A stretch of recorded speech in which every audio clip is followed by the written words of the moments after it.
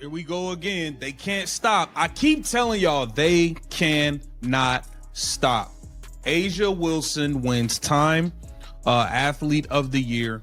And rather than talking about herself, what does she want to do? She wants to down Caitlin Clark. She wants to downplay the impact and disrespect CC and the fans. The WNBA just crowned A'ja Wilson yet again, but here's where things get interesting.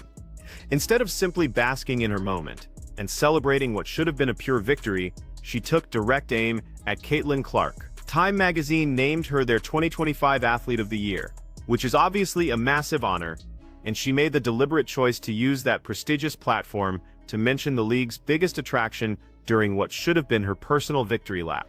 Think about that for a second. Awards keep accumulating in her trophy case, records continue getting shattered left and right. Yet something is clearly nagging at the so-called greatest player in the game. It's fascinating when you really dig into it. When you've already claimed every single prize that's available in your sport, when there's literally nothing left to win that you haven't already won. Why would you dedicate your shining moment to criticizing someone else? That's the question we need to be asking here. What's your take on this situation? Does endlessly broadcasting your accomplishments and making sure everyone knows how great you are signal genuine confidence? Or does it actually expose exactly the opposite of confidence? I want to hear your perspective on this, so make sure you share your thoughts down in the comments below. Get into today. A'ja Wilson, congratulations, won Time Athlete of the Year. Now, this would have been a great moment for A'ja Wilson to talk about her accomplishments, etc. But what did A'ja Wilson want to do? She wanted to take shots. She wanted to take shots. She wanted all the fire and attention, and boy did she get it. A'ja Wilson just earned Time Magazine's 2025 Athlete of the Year recognition, which is undoubtedly a major achievement that most athletes only dream about reaching. Let's look at what she's accumulated, because the list is legitimately impressive. Championship ring? Check. MVP trophy? Got it. Defensive Player of the Year? Absolutely. Scoring title? She swept them all like she was collecting Infinity Stones in some kind of basketball version of the Marvel Universe. She even drew that Thanos comparison herself during her interview, which she gave from some upscale New York City hotel. Truly modest accommodations for truly modest material, right? But here's the thing. The accomplishments themselves are legitimately impressive, and there's absolutely no denying that fact. She became the first player in WNBA history, and get this, NBA history too, to simultaneously win a championship, capture the scoring title, and claim Finals MVP, League MVP, and Defensive Player of the Year honors, all in one single season. I mean, when you step back and look at that list, that's genuinely extraordinary stuff that we're talking about here. She reached 5,000 career points faster than anyone who came before her in league history.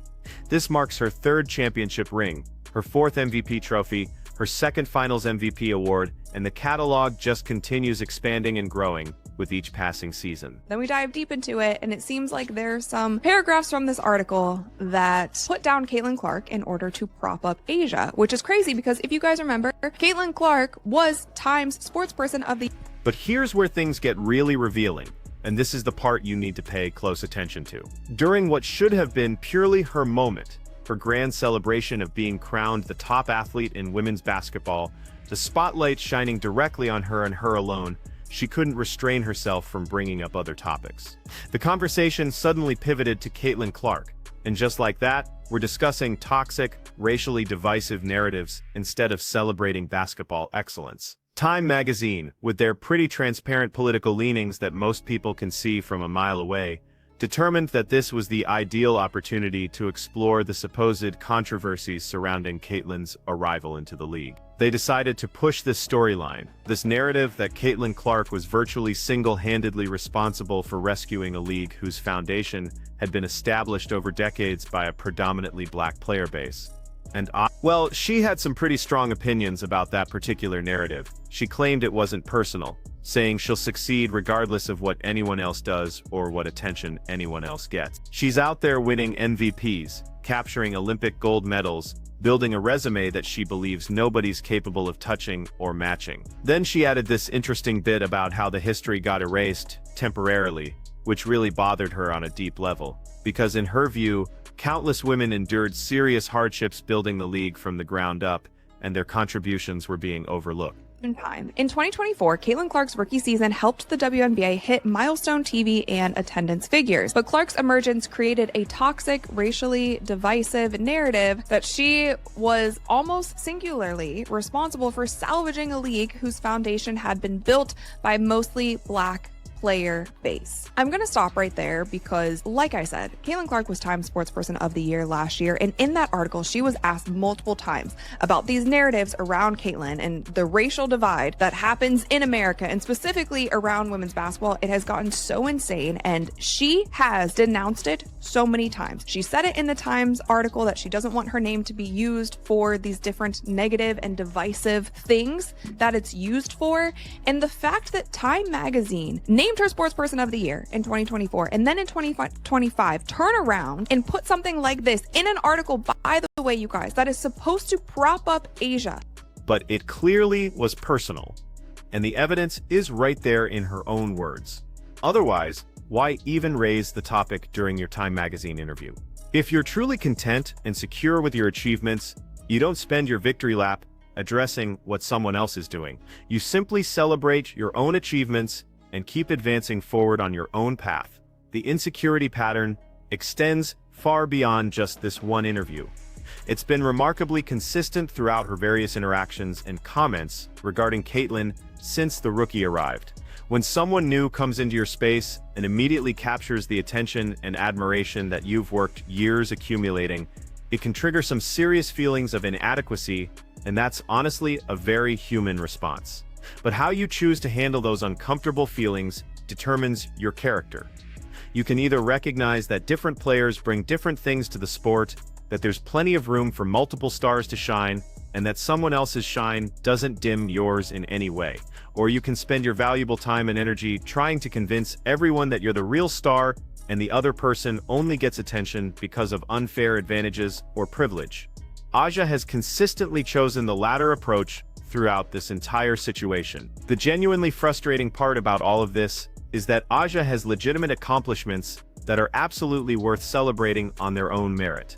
She doesn't need to tear anyone down to make herself look good. She could have conducted an entire Time Magazine interview discussing her personal journey, her growth as a player, her championship runs, and what her success means for the sport without ever mentioning Caitlin Clark's name even once. Except perhaps to say something gracious, like it's great seeing the league getting more attention and that multiple stars are contributing in different ways. Instead, we got comparisons, complaints about media narratives, and thinly veiled shots at a player who, incidentally, handles constant criticism and physical play with remarkable composure game after game. Caitlin gets knocked around on the court, faces endless scrutiny off it from media and fans alike, and still shows up and performs at an elite level. She doesn't make excuses, she doesn't blame others for her struggles, she just plays basketball.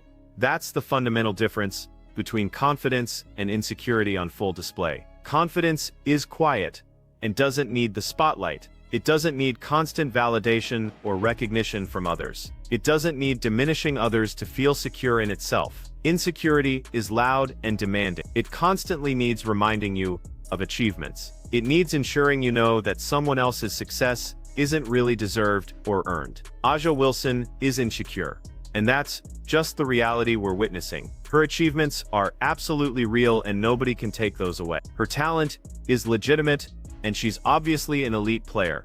But internally, she's struggling with the fact that having all the accolades doesn't automatically make you the most loved or most watched player. And that reality eats at her. It shows clearly in these interviews and public comment. This is actually a spiritual issue at its core when you dig deep enough. It's about what truly fulfills us and makes us feel secure as human beings. External achievements will never suffice if you're looking to them for validating your worth as a person. You can win every award available, break every record in the books, and still feel empty inside if you haven't addressed the internal void. When you're secure in who you are beyond your achievements, when your identity isn't wrapped up in your accomplishments, you don't need to constantly prove yourself to others. You don't need to tear others down to feel good. You can genuinely celebrate their success without feeling threatened by it. You can acknowledge they bring something valuable without feeling it diminishes what you bring. Caitlin Clark represents that kind of security in action. She entered a league where many players resented her immediately before she even played a single game. She faced physical play that bordered on dangerous at times, with flagrant fouls that looked intentional. She dealt with constant criticism and microscopic analysis of everything she did on and off the court. And through absolutely all of it, she maintained her composure and professionalism. She didn't lash out at critics, didn't make excuses for tough games, and didn't feel compelled to proclaim herself the greatest player. She let her game and her character speak for themselves. That's real confidence in action. That's real security showing its, and it stands in stark contrast to someone who possesses every accolade possible but still can't enjoy their moment without ensuring everyone knows they're better than someone else. The WNBA should be expansive enough for multiple stars to coexist and thrive. The sport genuinely benefits when different players bring different skills and personalities that appeal to different audiences, but that requires players who are secure enough to celebrate each other rather than constantly competing for who deserves the most attention and praise. A'ja Wilson had a historically great season that legitimately deserves recognition. She deserves acknowledgement for what she accomplished, because it was genuinely remarkable. But using that recognition as a platform for taking shots at another player reveals more about her insecurities than it does about Caitlin Clark's supposed privilege or undeserved attention. Champions don't need to tear others down to stand tall. They can stand on their own accomplishments without comparison to anyone else. A'ja Wilson's Time magazine interview revealed more than she probably intended to show the world. Real champions don't need to spend their victory lap explaining why they're better than someone else. They just enjoy the moment. If you enjoyed this breakdown and want more honest takes on sports and culture, make sure you smash that like button and subscribe to the channel. Because when the awards pile up but the insecurity shows through clear as day, somebody needs to call it out and speak the truth. I feel like I always have had really good perspective on everything that's kind of happened in my life, whether that's been good, whether that's been bad. And then obviously coming to the WNBA, like I've said, I feel like I've earned every single thing that's happened to me over the course of my career. But also, I grew up a fan of this league from a very young age. Like, my favorite player was Maya Moore. Like, I know what this league was about. And like I said, like, it's only been around 25 plus years. So I know there's been so many amazing black women that have been in this league, and continuing to uplift them, I think, is very important. And that's something I'm very aware of. And like I said, like, I try to just be real and authentic and, you know, share my truth. And I think that's very easy for me. Like, I'm very comfortable in my own skin. And that's kind of been how it is. This represents A'ja's big spotlight moment, her time to shine brighter than ever before. So let's just stop right there and think about this critically for a second. If you're genuinely comfortable with your own identity and your own accomplishments, if you're truly secure in who you are and what you've achieved, why would you devote any portion of your Time Magazine Athlete of the Year interview to discussing someone else's career? Why would you even introduce Caitlin Clark's name into the conversation, when this occasion should be focused entirely on celebrating you, your journey, your achievements, your historic season? Why shift the attention elsewhere? The pattern becomes absolutely impossible to ignore once you see it. A'ja Wilson is dealing with some serious insecurity issues, and I know people will immediately jump up to protest this, claiming she's the most confident person imaginable because she constantly declares what she can accomplish, what she's already achieved, what she's conquered in her career. But that's precisely the issue we're dealing with here. And that's exactly what reveals the insecurity. Genuinely confident individuals don't require constant reminders about their achievements broadcast to everyone within earshot. Let me break down what authentic confidence actually resembles in practice. Caitlin Clark entered the WNBA possessing a skill set that's authentically unusual in women's basketball, the kind of abilities you don't see come around very often. Her shooting range represents something you don't typically witness in the women's game. We're talking pulling up from 30 feet like it's a routine mid-range jumper. The passing ability she displays reaches truly elite status, the kind of court vision and creativity that makes highlight reel. People tuned in to watch her games, not just because of her incredible college accomplishments at Iowa, but because they genuinely wanted to see what she'd do next in the professional ranks. There's this magnetic quality about her game that draws people in, something that even veteran coaches have specifically referenced after working with her and seeing her up close. When Caitlin conducts interviews with the media, she represents her team and the league admirably, handling tough questions with grace and maturity. She doesn't embarrass anyone, She doesn't create controversy. She doesn't throw teammates or opponents under the bus. She navigates the intense spotlight with remarkable grace and poise for someone so young. And here's the absolutely critical point that reveals everything. You'll never discover footage of Caitlin Clark declaring herself the GOAT, the greatest of all time. You won't witness her spending valuable interview time diminishing other players or minimizing their accomplishments to elevate her own. She doesn't feel the need to defend herself against the relentless attacks and criticism she endures on a daily basis from various corners of the basketball world. That kind of restraint requires tremendous confidence and self-discipline, the ability to let your game speak without constantly telling everyone how great you are. Aja, conversely, told Time magazine directly that she's been the GOAT since 1996 in her household, and she genuinely believes she's on that path to being recognized as the greatest ever. She's making it extremely difficult for anyone who's chasing her legacy, according to her own words. She also claims she doesn't really talk much, preferring instead to let her game do all the communicating for her. But then this interview happens, and it was supposed to be her biggest moment of proving that philosophy, because nobody's ever accomplished what she's accomplished in a single season, and she made sure to say that people genuinely needed to understand that fact. That's considerable self-promotion for someone claiming to let their game communicate without words. The contradiction just screams obvious to anyone paying attention. When you truly let your game speak for itself, you don't spend your interviews telling everyone about your greatness and how nobody else has matched your achievements. You just don't need to, because the results speak volumes. But the real problem isn't merely self-promotion, which every athlete does to some degree. It's the pattern of attempting to diminish others while elevating yourself. Remember when Caitlin first joined the league as a rookie and Aja started publicly discussing privilege? She essentially dismissed the hard work, the countless hours in the gym, the natural talent and abilities that Caitlin clearly possesses by crediting her success primarily to privilege rather than merit. She even said something similar to a teammate once about them needing to understand their privilege, which is just wild when you think about it. Who operates that way? Who examines someone else's accomplishments and immediately decides their success stems mainly from privilege rather than dedication, skill, and talent? Being proud of your accomplishments is absolutely one thing, and we all experience that to some degree because it's basic human nature. But when it becomes this consistent pattern of constantly injecting yourself into conversations, elevating yourself while simultaneously pulling others down, that's when it crosses the line from healthy confidence into insecurity and jealousy territory. The reality that nobody wants to say out loud is that Aja's accolades, impressive as they are, don't deliver what Caitlin Clark already naturally possesses without even trying. Caitlin has these on-court abilities that'll only continue to sharpen as she gains more experience in the league. She has this innate capacity to connect with fans in ways that create genuine devotion and loyalty, the kind of connection that transcends normal athlete-fan relationships. People queue up for hours just to get her autograph.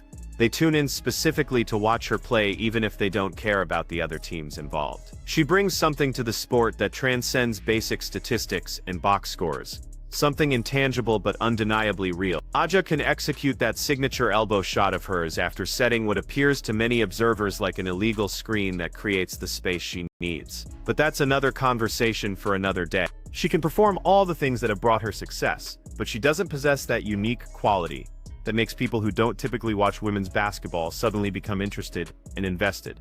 Caitlin has that special something, and it clearly troubles Aja on a level she probably doesn't even want to admit to herself. The irony runs incredibly thick here when you really examine the situation. Time magazine provides you with this massive platform, this incredible opportunity that most athletes never receive. They recognize you as their athlete of the year, putting your face on their cover, and instead of purely celebrating your remarkable achievements and honoring the women who preceded you and built the foundation without tearing down your current peers, you use that precious moment, addressing perceived slights and ensuring everyone understands that Caitlin's attention isn't as deserved as the attention you receive. This speaks to something that goes way beyond basketball. We inhabit a culture that constantly claims achievements, money, accolades, and recognition will deliver happiness and security. Aja Wilson proves that's completely false. You can possess every award, every record, every championship, every piece of hardware that exists in your sport, and still feel inadequate inside. You can still feel this compelling need to tear someone else down in order to build yourself up. When you're genuinely confident and secure in your identity, you simply don't need that validation. You can celebrate other people's successes without feeling personally threatened by their achievement. You can acknowledge that someone brings something different to the sport without feeling like it somehow diminishes your own contributions to the game. You can let your actual game and character speak for themselves rather than constantly proclaiming your greatness to anyone who'll listen. The contrast between Aja and Caitlyn couldn't possibly be any sharper or more obvious. One player constantly discusses being the GOAT, collecting everything like Thanos gathering Infinity Stones, talking about how nobody can touch their resume. The other player just shows up, performs at an elite level night after night, handles all her media responsibilities with class and professionalism, and doesn't feel compelled to defend herself or proclaim her own greatness. One approach exhausts listeners and comes across as insecure. The other refreshes and demonstrates genuine confidence. And let's confront the elephant in the room that Time magazine decided needed dragging into this conversation. The article attempted to pin toxicity and racial divisiveness on Caitlyn Clark's emergence in the league. That's completely absurd when you look at the actual facts. Caitlyn didn't create any toxicity in the WNBA. She arrived as a rookie and played basketball at an extraordinary level, plain and simple. The toxicity came from players and fans who couldn't handle a certain player getting massive attention and made the decision to attribute it to race rather than acknowledging skill and marketability. When Aja says that history got erased temporarily and she didn't appreciate it, what she's actually communicating is that she didn't appreciate Caitlyn getting so much attention. But here's the thing. Acknowledging Caitlyn's massive impact doesn't erase history in any way. It doesn't diminish the accomplishments of previous players who built the league. The WNBA existed for more than 2 decades with legitimately talented players, but the league struggled gaining mainstream attention and widespread viewership despite that talent. Caitlyn brought eyeballs to the sport in unprecedented numbers. That's not erasing anything, that's growth. That's expansion. That's the league reaching new audiences. Aja said it wasn't personal because she'll do her thing regardless of what anyone else accomplishes.